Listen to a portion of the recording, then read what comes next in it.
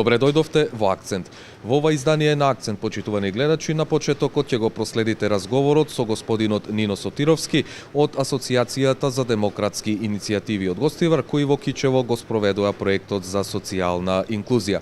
И на крајот од ова издание на Акцент ќе го проследите и разговорот со докторот по општа медицина Александар Јовановски, со кого разговаравме околу сезонскиот грип и она на кој начин можеме да се заштитиме во овој период од годината. Акцент започнува. Следете не.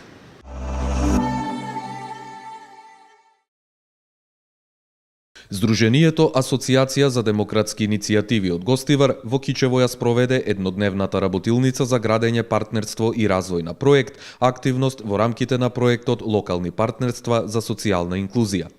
Целта на работилницата е преку зајакнување на капацитетите за мултисекторската соработка помеѓу локалните институции, граѓанскиот и приватниот сектор да се поттикне и во формување на локално партнерство составено од представници од клучните чинители на локално ниво, кое би можело ефективно и ефикасно да се употреби во решавање на локалните социоекономски проблеми. Локалното партнерство, според организаторите, ќе поттикне и изработка на проект врз основа на приоритетните проблеми во општината, идентификувани на работилницата за градење консензус од страна на представници на клучните чинители од општината.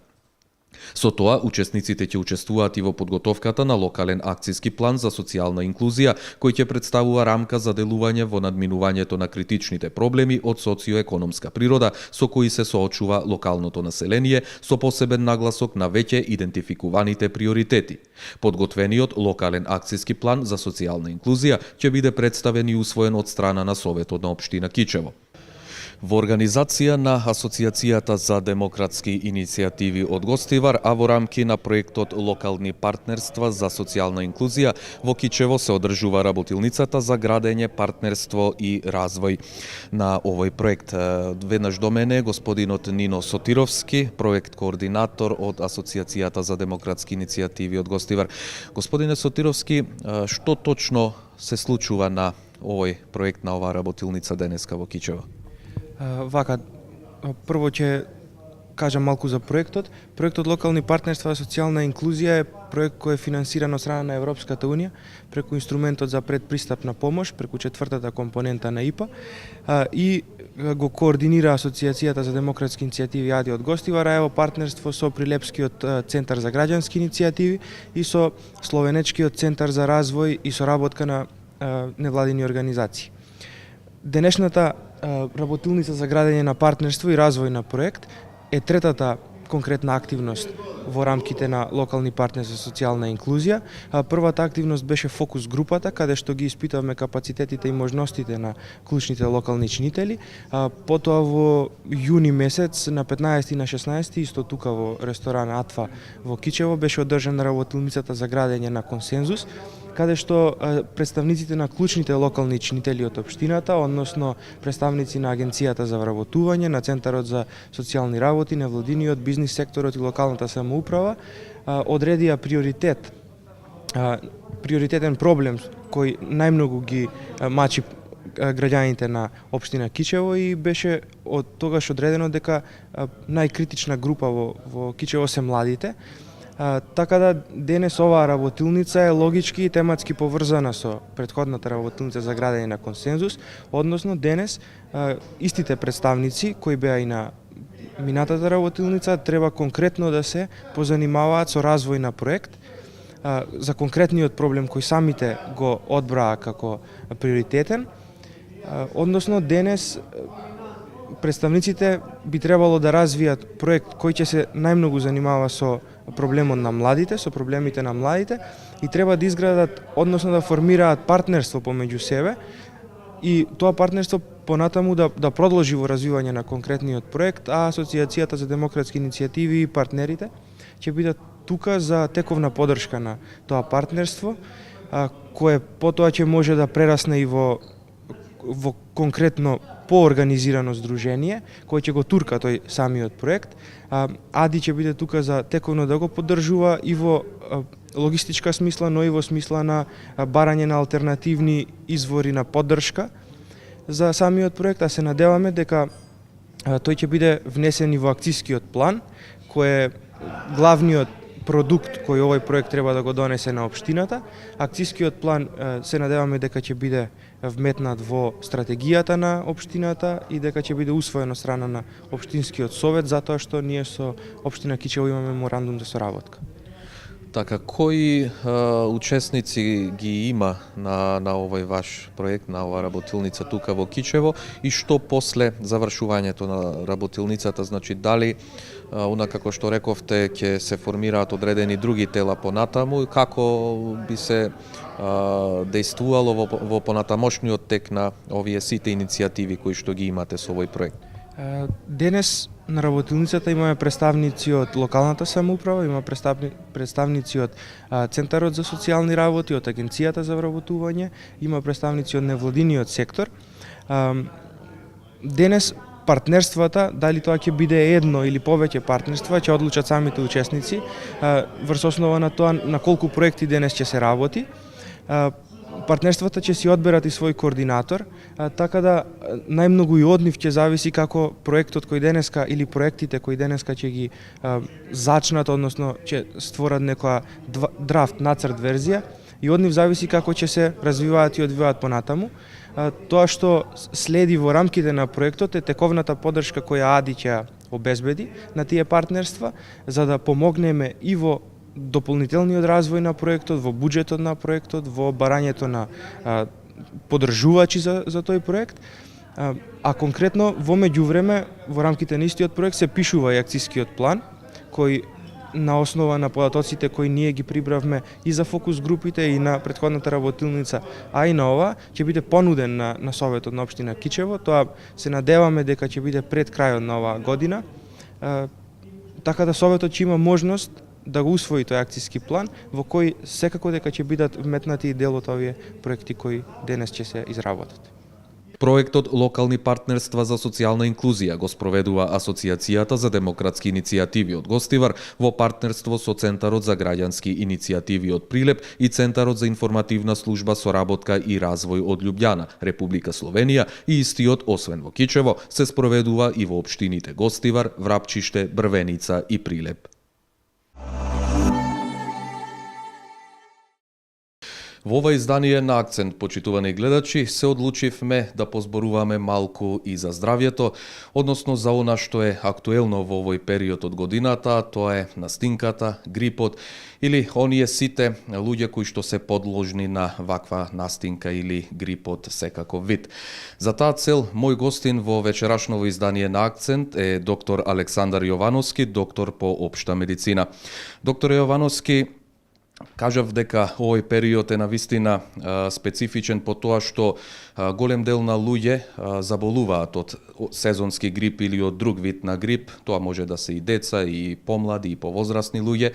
Ајде на почеток да ни кажете што точно означува грипот како болест, како појава, како состојба на личноста и какви типови на грипови има, освен оној нели што е сега актуелен сезонскиот грип? Прво, добар ден. Би сакал да ви се заблагодарам на поканата и на вашиот покажан интерес во однос на заболувањата кои ги погодуваат нашето население. И сметам дека е соодветно време и период баш за ваков тип на разговор и за вакво заболување како што е грипот. Грипот во основа е акутно воспаление на дишните патишта, кое е предизвикано од вируси. Значи, тоа е од вирусно потекло. Има неколку типови на вируси кои, тоа е баш интересно, редовно мутираат, значи стануваат повирални, така да во однос на подоцна ќе зборуваме за вакцинирањето.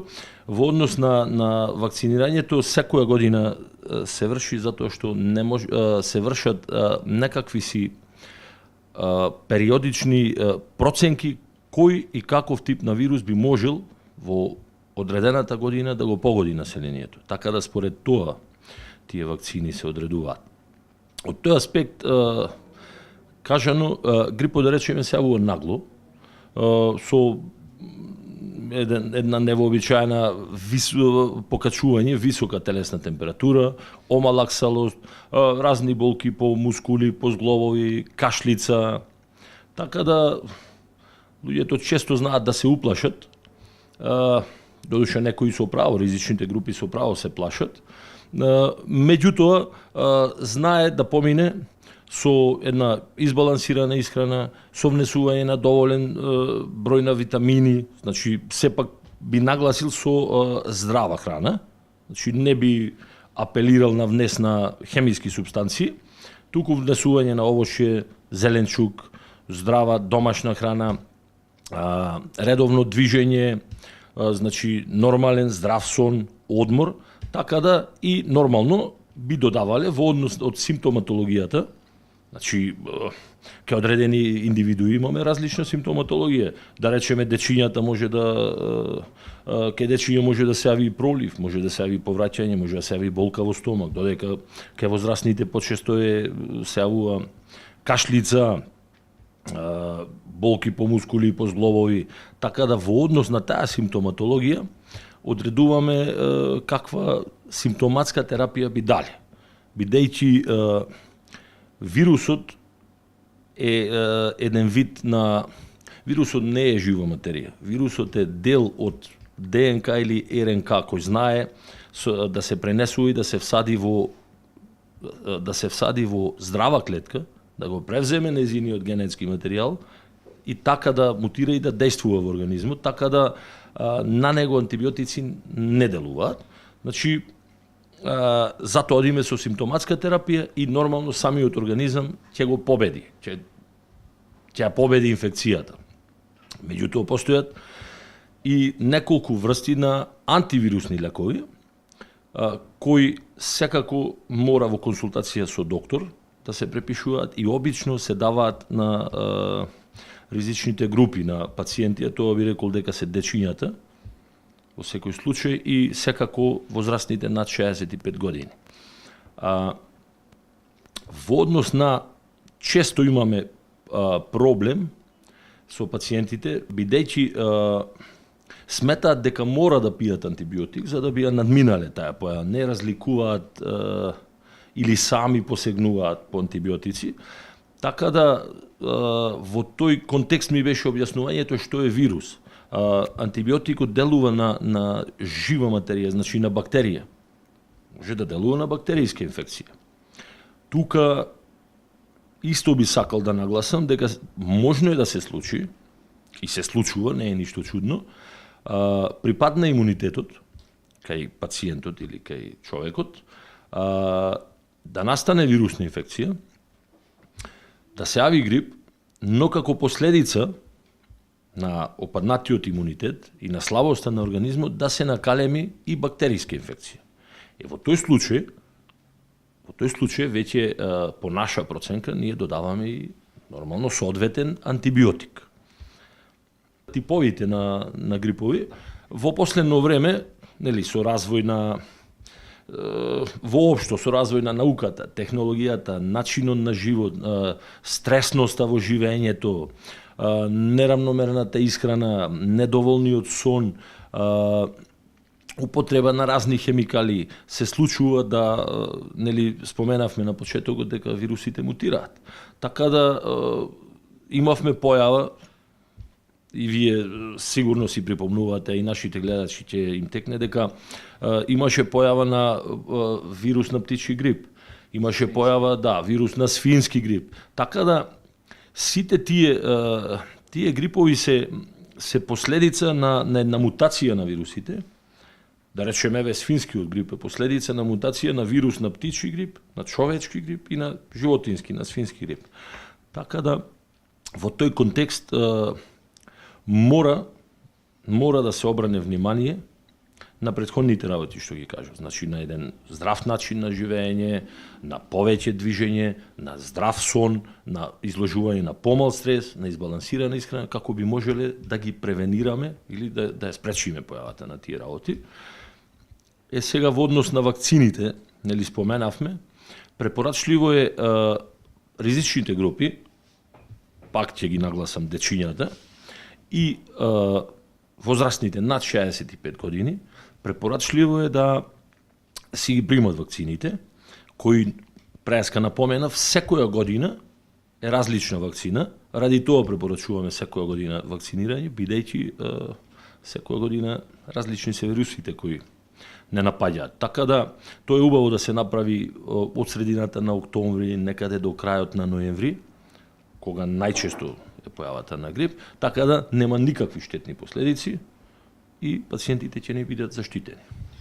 Така, јас мислам дека од Центарот за јавно здравје, овде во Кичево, ова и минатата година има некаде над 800 вакцини кои што беа наменети за кичевчани и колку што ние како телевизија значи имавме и оттаму информација, има голема заинтересираност на кичевчани околу вакцинација од сезонски грип. Докторе, ги споменавме ризичните групи. Претежно рековте тоа се лицата над 65 годишна возраст, како и малите деца. Како може еве тие повеќе да бидат заштитени од секаков тип на грип, освен нели сите овие моменти за превентива кои што ги кажавте и кои што важат нели за сите луѓе, што всушност треба овие ризични групи плюс нешто да се заштитат, да внимаваат во начинот на исхрана, на начинот на сите други животни навики што ги имаат, како би се на некој начин и само заштитиле без присуство или конзумирање на голем број на лекарства. Убаво што ова подпрашање ми го поставивте, бидејќи заборавив да напоменам, многу битен момент е, освен вакцинацијата е основна, значи во превенција на грипот, и оние работи што ги кажа во однос на исхраната, на здравиот начин на живот. Меѓутоа, многу е важна хигиената. Не смееме да заборавиме, може би на прво место, хигиената, значи многу е важно да се избегнува во овој период, оние ризични групи треба да избегнуваат контакт со заболени, непотребно изложување во затворени простори каде што има повеќе народ, како што да речеме се киносали, разни изложби, конференции, било какви збиднувања, бидејќи се случува да нормално да има некој инфициран таму. Вирусот на грип или грипот се пренесува, заборавив да напоменам преска, се пренесува преку кашлање, преку допир.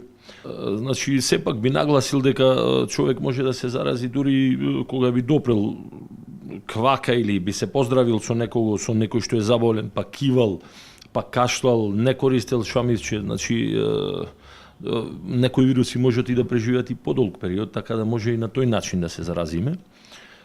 И сепак да се вратам, значи хигиената и вакцинацијата на прво место. И сите останати фактори на нормално и здраво живење. Така, докторе, освен што, да речеме, во овој момент, значи, има почеста појава на грипот, и ги имаме, нели, оние временски разлики, односно температурни разлики.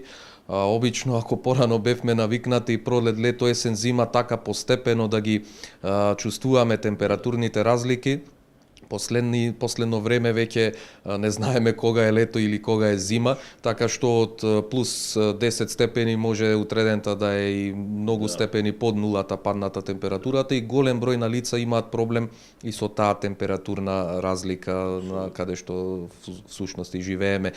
Што препорачувате на овој тип на луѓе кои што се ризични можеби на таа температурна разлика, кои се тие луѓе кои што полошо го осетуваат, го чувствуваат таа температурна разлика, и колку тоа може да влијае во самиот имунитет на човекот, во самата појава на грипот заради овие температурни разлики и слично.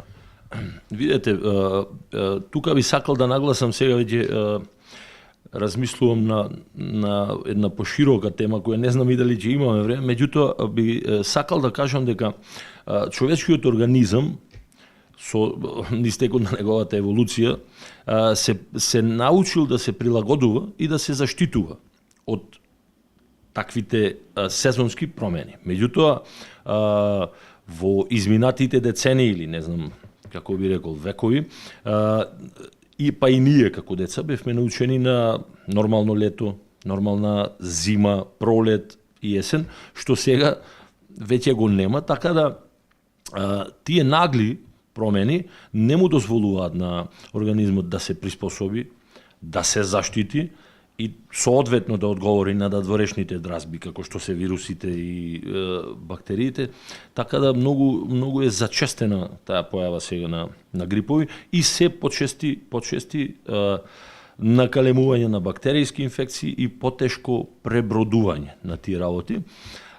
Тука секако, освен грипот, се јавуваат и еден куп други проблеми, особено кај хроничните болни, да речеме, кои имаат покачен крвен притисок, луѓе со срцеви заболувања, диабетичари, сите тие на некој начин, освен што се е ризична група за зараза со грип, тие трпат и потешки последици. Исто така потешко се прилагодуваат и потешко пребродуваат. Значи се случува да се јават осцилации во крвниот притисок. Да пациентите со редовно земање на терапија, која ја земаат хронично, почувствуваат проблеми. Значи покачување на крвниот притисок, па нагли падови, или да кажеме ангинозни болки, болки во градите, недостаток на кислород. Така да тие се последици со кои се соочуваме и се трудиме да се избориме на најсоодветен начин и би сакал да нагласам сепак, бидејќи темата ни е околу грипот, би сакал да нагласам дека голем проблем се јавува на некритично и несоодветно искористување на антибиотици. Значи, луѓето мислат дека доколку почне да конзумираат антибиотик, дека одма ќе оздрават, дека полесно ќе оздрават, дека така треба тоа да биде, меѓутоа тоа не е точно. Тоа не е така.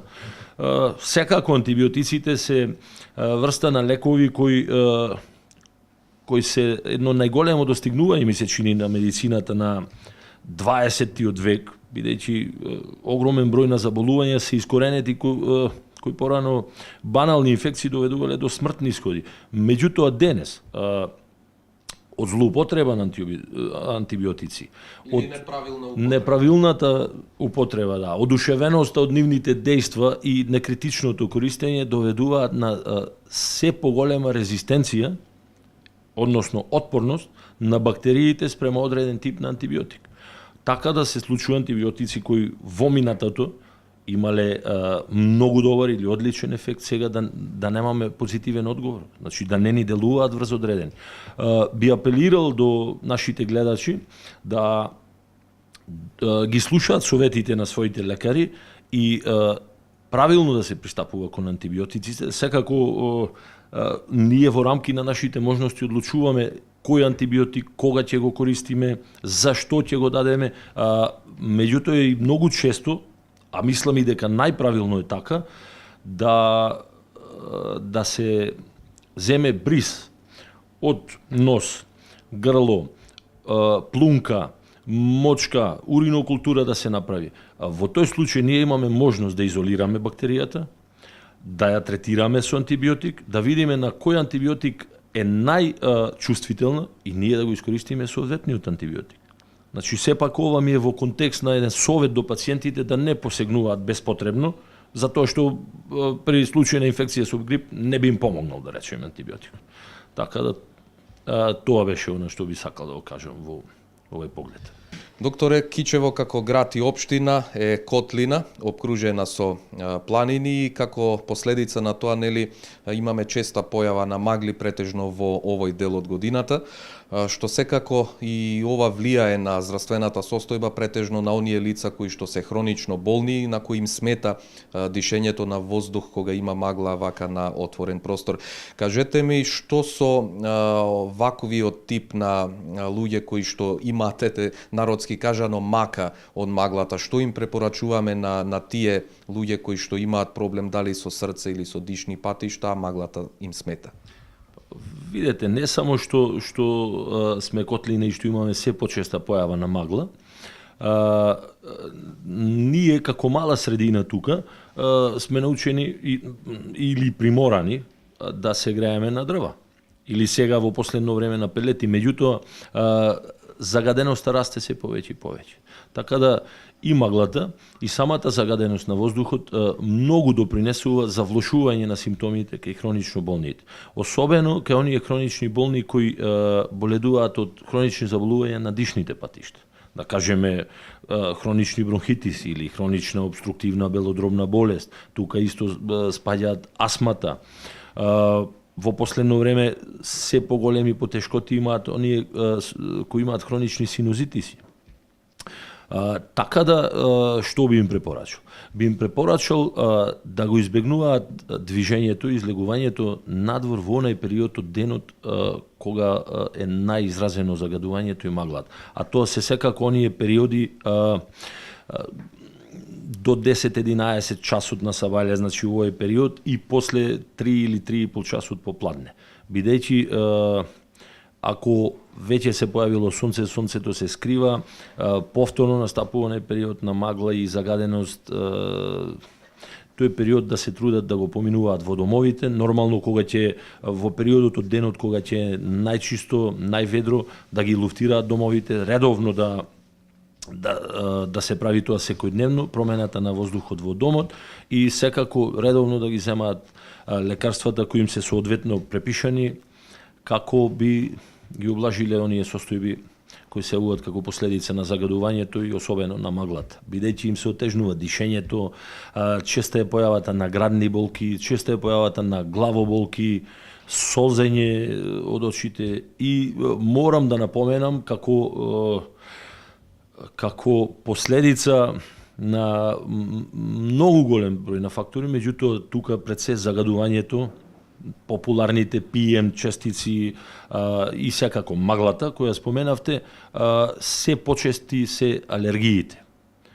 Се почести се алергиите кои се јавуваат и не само кај хроничните, него и кај здрави особи, така да единствена превенција е избегнување на загаденоста онолку колку што е можно.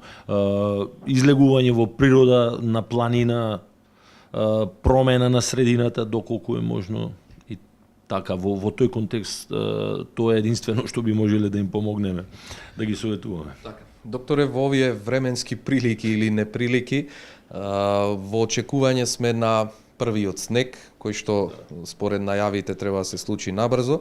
Постои така, сега не знам, вие од стручен аспект ќе ни кажете, дали кога имаме врнежи од снег, кога имаме многу поладно време, вирусите побрзо се уништуваат на отворен простор, затоа што секогаш меѓу народот има некое верување или меѓусебно кажување дека штом заврне снег, штом велиме ние народски мириса на снег, чувствуваме некој почист воздух и таа поладна температура, дека иако е поладно, сепак не сме толку подложни на опасноста од вируси.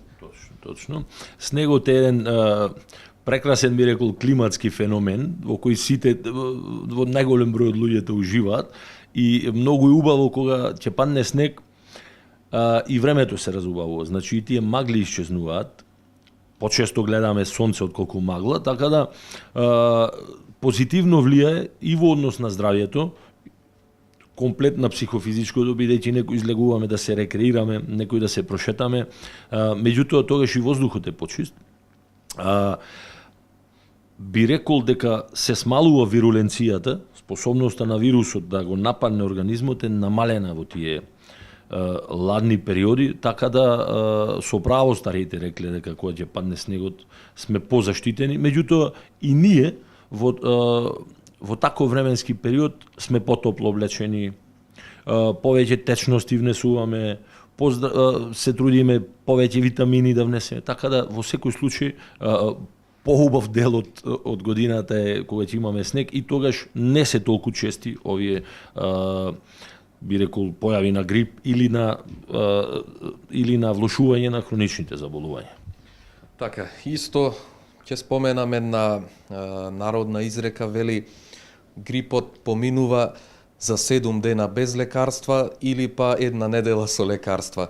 Јас би сакал на крајот од нашиот разговор, докторе, да ни кажете како точно треба сите да се однесуваме за да се заштитиме од грипот, што вие би препорачале, прво од превентивен аспект, и се она доколку веќе се осети некое нарушување на здравјето од страна на да се прелади, да се настине или некој вирус да има навлезено да го нападне организмот, што точно луѓето тогаш треба да превземат? Дали треба веднаш да дојдат кај сопствениот матичен лекар, да го пријават тоа нивно чувство, дека веќе нешто не е во ред со нивниот организам, дали треба самите нешто да превземат, има и такви луѓе, кои што после 3 или 4 дена ќе дојдат кај матичниот, па ќе му кажат дека самите сакале нешто доктори да изигруваат. Меѓутоа, што вие како доктор, како матичен доктор, како доктор по општа медицина, што вие би препорачале кога веќе човекот ќе ги осети тие првични симптоми дека има вирус, дека е настинат или некои слични моменти, состојби во неговиот организам? Видете, јас во секој случај би напоменал дека ние, како лекари, сме секогаш тука за пациентите, значи може да се јават кај нас во било кој време, без разлика дали денес почувствувале тегова или вчера, така да во секој случај тука сме за да им помогнеме. Меѓутоа, во однос на овие грипозни појави или настинки, што и да е од таков тип, би советувал дека најважно е хидратација на организмот, значи внесување на доволна количина на течности во вид на чаеви, во вид на сокови, во вид на разни напитоци од овошје, лимонади, кои секако ќе допринесат за внесина, и водата секако, кои ќе допринесат до една заштита и оптимална функција на организмот, така да доколку се јават симптоми на настинка или грип, пациентите можат да, она што го напомена во теков на разговоров, да користат симптоматски лекови од типот на, да кажеме, парацетамол, доколку се јави покачена телесна температура или се јави болки по мускули, по зглобови, можат едноставно да си помогнат со парацетамол или неколку видови на, сега во моментов има, да не правам реклама на едни или други, меѓутоа има добри лекарства, има прашкасти производи кои се пијат во вид на топли напитоци, кои ќе им помогнат полесно да пребродат. Меѓутоа, доколку наглата покаченост на телесната температура и навистина високите вредности, кои ако достигнуваат на 38,5, 39 температура, тоа во секој случај би требало да се јават кај својот матичен лекар, кој најсоодветно би реагирал и би им помогнал во тој случај, или па доколку таа, ако и поблага температура, трае повеќе од 3 дена. Така да мислам дека би било соодветно да се јават за да не би настанале компликации.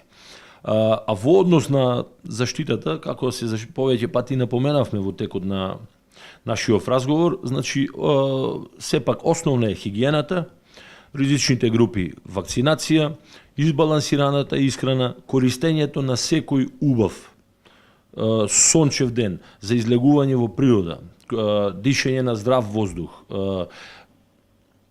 рекреација, добар сон, сите се тие фактори кои ќе придонесат за едно психофизичко здравје, кое секако, можеби, ние сме сите живи суштества, може без разлика и на сите тие активности, ние сме склони и нормално е да настинеме или некојаш да не, така и грип да не фати, меѓутоа со сите тие активности ние може да допринесеме да многу полесно ги пребродуваме сите овие состојби или па да спречиме појава на дополнителни инфекции.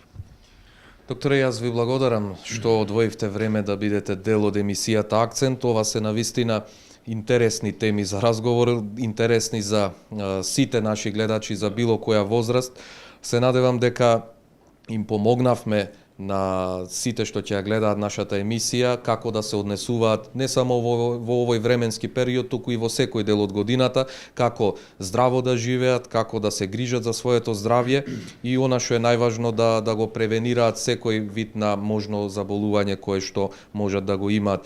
Ви благодарам уште еднаш и се надевам дека ќе имаме прилика и понатаму да соработуваме и да зборуваме и на други теми кои што се од интерес за самото здравје на луѓето. Ви благодарам уште еднаш и многу успех во работата. Ви се заблагодарувам исто така што одвоивте време, бидејќи ова е од интерес на нашите сограѓани, така да се надевам дека ќе најдат нешто корисно во нашиот разговор и ќе применат од сето тоа. И се надевам дека ќе се видиме друг пат со други покорисни совети. Имајте убав ден. Тоа беше се што ви подготвивме за предвиденото време за ова издание на Акцент. Со нови содржини следете не за 7 дена во истото време. Довидување.